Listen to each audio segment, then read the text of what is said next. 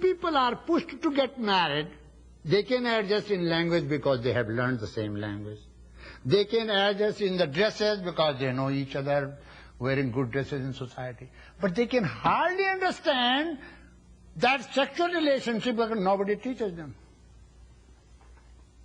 It has nothing to do with strong man and weak man. It has something to do with the training. Then woman's constitution is entirely different than man's. A man is like a brute force, does sex and goes away and doesn't understand its repercussions, its effect on the woman. And woman is married. How can she say, I am not happy? She tries to be happy, and here man rushes from outside, does sex and goes away. It means they are not trained. Okay. And there is no such training program anywhere in the world. Suppose I start doing it, next day what will happen? I will be in jail. You see. But actually, instead of teaching these bad things in the, schools about sex, control should be taught. How to use mind, action and speech. You don't see mind, but how to use your speech, how to use your actions, the organs which are in action. Most of the marriages, more than 47,000 couples I have counseled in the world. I found out most of the marriages fall apart on this issue.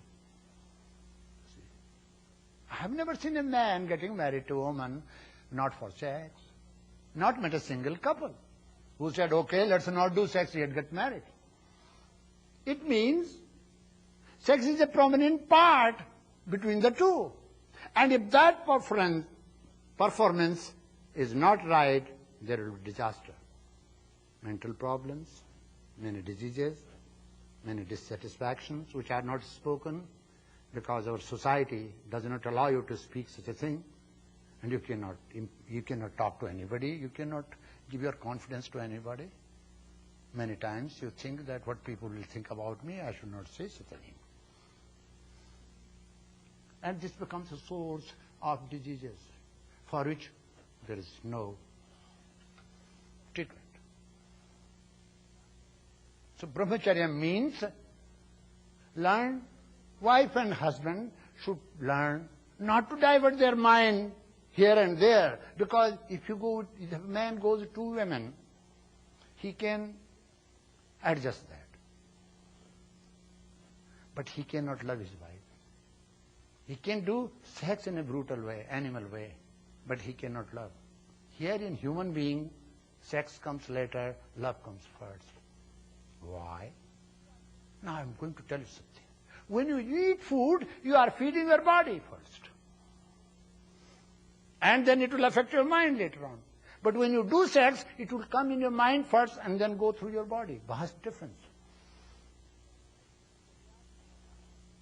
Therefore, the word brahmacharya is so deep. It can make such huge volume which can be great use to the world.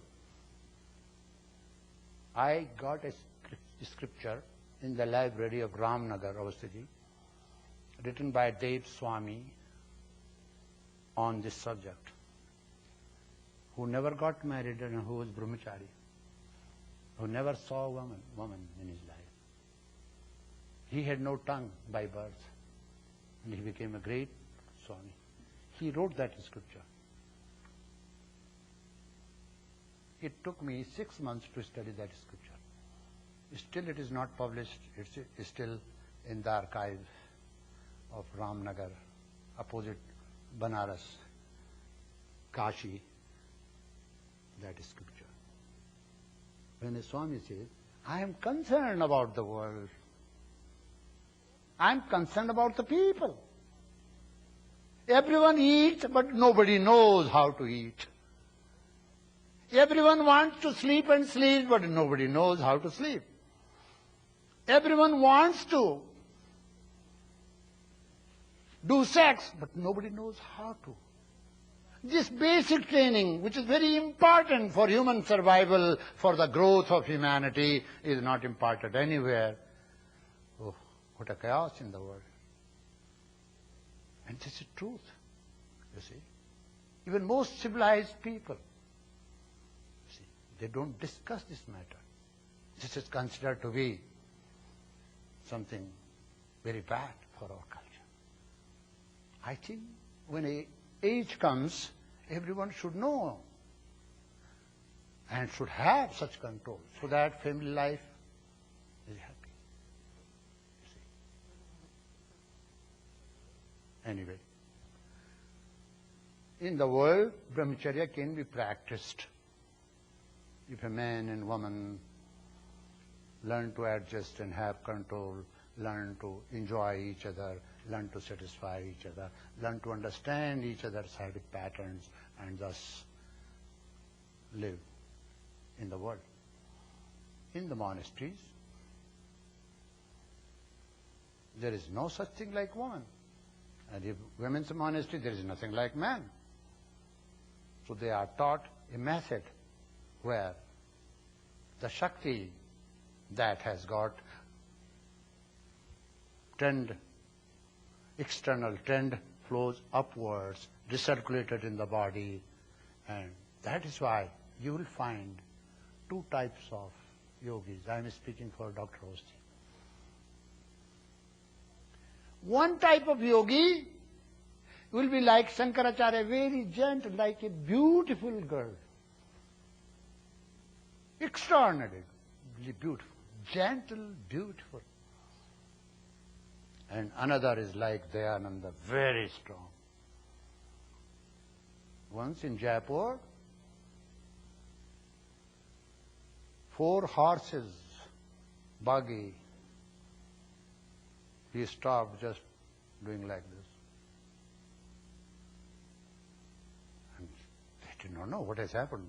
Horses are jumping there, but the buggy wouldn't move. They turned face, there was a Swami doing like this. He said, these 4 horses? Bring another 10 horses. Sir, who are you? He said, just nothing, I am a brahmachari. You have lost your strength. I did not lose my strength. I am going to tell you this. The power of brahmacharya is immense. But then you understand. Monastic way of life and the life in the world are too different. Sex is not a crime. Marriage is a legal prostitution. Yeah. It's legal. Husband says, I will be provider, you give me sex.